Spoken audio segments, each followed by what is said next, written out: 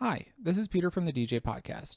In this video, I will describe 6 common types of DJ setups, why you might choose each type of setup, and their drawbacks.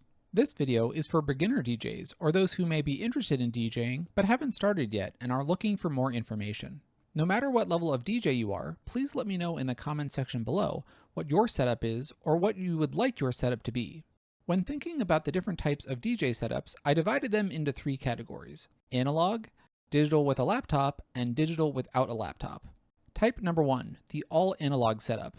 The first type of setup I want to discuss is the only one in the analog category: 2 turntables and a mixer. With this setup, you play music off of vinyl records and use a DJ mixer to transition from one song to the next. The Technics SL1200 and its many variations may be the most well-known turntable, but there are other options for turntables designed specifically for DJs by companies like Pioneer and Reloop. While it isn't necessary to do so, some vinyl DJs like to pair their turntables with an analog digital mixer, like the Allen & Heath Zone 92. This is the only type of DJ setup with a physical connection to the music that you're playing. Not just the tactile feel of putting records onto a turntable or adjusting the speed of the record, but also looking through and organizing your collection. If you enjoy the hunt of finding new records or tracking down classics to add to your collection, this may be the setup for you. That's not to say that there are no drawbacks, though. Only a small percentage of new songs and albums are released on vinyl records, and the cost per song is more expensive than a digital download. If there aren't record stores near you, that cost goes up once you add shipping fees. Also, as vinyl records are physical objects, they can be damaged, warped, or scratched, and may be difficult or impossible to replace. As unlikely as it may seem, perhaps some of those drawbacks will be diminished over time.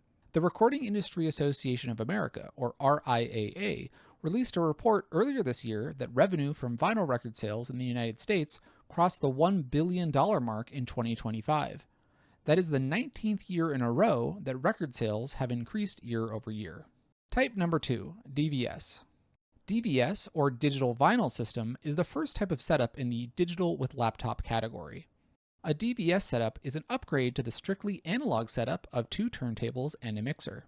Instead of playing vinyl records with music on the record itself, DJs with a DVS setup play digital files from a laptop running software like Serato DJ Pro. You get the same physical control over the songs being played, but aren't limited to only playing music released on vinyl records. To achieve this, DJs use special vinyl records with a timecode signal or a phase wireless remote that tells the software where you are on the record at all times. Speeding up, slowing down, or stopping the physical record will have the same effect in the software. Beyond the 2 turntables and a mixer from the all-analog setup, you need something to translate the timecode signal and output audio from the laptop. Many digital DJ mixers now include support for DVS. Some 2-channel battle-style mixers even come with additional controls specifically designed for use with the Serato software. If you want to use an analog mixer, you can do that too. You'll just need a separate device like the Reloop Flux. Beyond the high upfront cost to get all of the equipment, the biggest drawback of a DVS system is the fact that they aren't as popular now as they used to be. Depending on the type of music you play and what venues you want to play at, you may need to bring your own gear with you. However, that might be a trade-off that you are willing to make, especially if you want to scratch or perform other turntablism tricks. Type number 3, MIDI controller with a built-in audio interface. Next up in the digital with laptop category is the setup that most new DJs typically start with today: a laptop running DJ software like Rekordbox and a MIDI controller with a built-in audio interface. This is the cheapest way to start DJing if you already have a laptop capable of running your preferred DJ software. Prices for controllers start around $175 and go up from there. The most popular controller for beginner DJs, the Pioneer DJ DDJ FLX4, is priced at $329. With so many being sold these days, you might be able to find a deal on a used controller on local listing sites like Facebook Marketplace. The popularity of the DDJ FLX4 has created a self-fulfilling loop. Because it is so popular, many content creators use it in their videos to demonstrate mixing techniques and software features.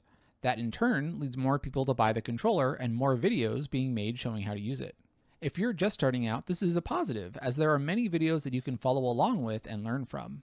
A quick aside, if you are unfamiliar with the brands that make DJ hardware and software, be aware that Alpha Theta and Pioneer DJ are the same company. The brand's name change occurred in January 2024, and many products in use today, like the DDJ FLX4, still have the Pioneer DJ logo on them.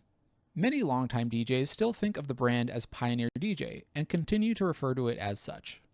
Another positive to using a controller, at least if you choose one that works with Rekordbox, is that your prepared tracks and music library can easily be exported to a USB drive for use with Pioneer or Alpha Theta's higher-end products. That being said, I don't think learning how to DJ with a controller like the DDJ FLX4 and Rekordbox does a good job preparing you for playing on higher-end standalone equipment. Multiple people have expressed this feeling to me as well during conversations at Open Deck Nights events. Type number 4, modular.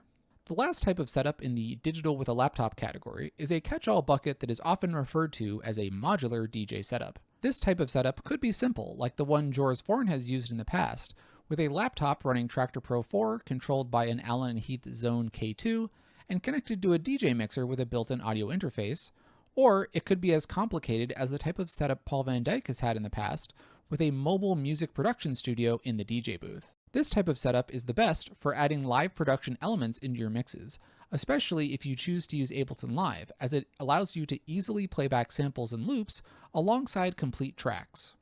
If you want the ultimate control over your DJ software and enjoy the process of customizing how your hardware interacts with it, consider a modular DJ setup.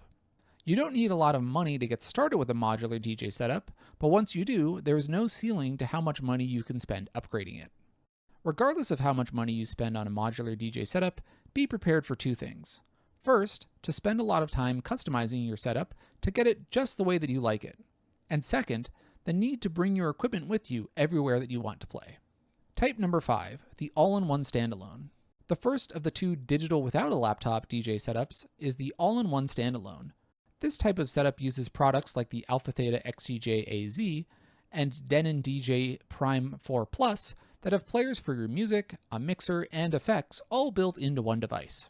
With these, you don't need to worry about any of the issues that can arise when using a laptop to DJ with, as the device plays music off of USB drives. Some all-in-one standalone devices even have more than one USB port and allow for DJs to play back-to-back sets with tracks played off of multiple USB drives at the same time. All-in-one standalone devices come in many different forms and sizes. What they share in common with each other is that they are pricey. The Numark Mixstream Pro Plus is the cheapest option at $699, but most cost over $1,000, and the most expensive is priced at over $3,400. The very nature of an all-in-one being one device also means that you can't upgrade individual parts of it. Similarly, if an all-in-one is damaged and needs repairs, the whole thing needs to be sent in. Type number 6, media players and a mixer.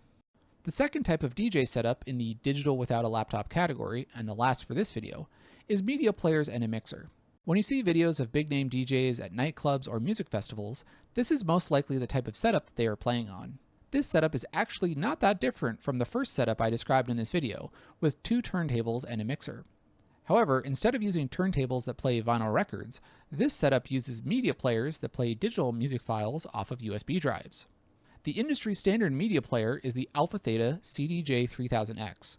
Up to 4 CDJs are paired with mixers like the Pioneer DJ-MA9 or DJ-MV10. This type of setup is designed for professional use night after night, with durability in mind, and the price reflects that.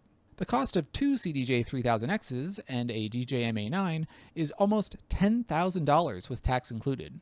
That high cost is in part due to a lack of competition when it comes to media players. Denon DJ tried to compete with their SC6000 and SC6000M players, introduced at the start of 2020. Unfortunately, those players didn't make a large enough impact on the market and may have been discontinued. Alpha Theta does have a cheaper CDJ with the CDJ1500X released in July of this year, but it received mixed reactions when it was released. Beyond the cost, the biggest drawback to using this type of setup is the lack of updates. If you bought a pair of CDJ3000Xs today, whatever features are currently on the device are most likely what will be there for the next 4 to 5 years, until a new CDJ is released. That wraps up this video on the 6 most common types of DJ setups. If you're interested in my DJ setup and how it is changing over time, check out the other videos on this channel. Thanks for watching this video from the DJ Podcast. See you next time.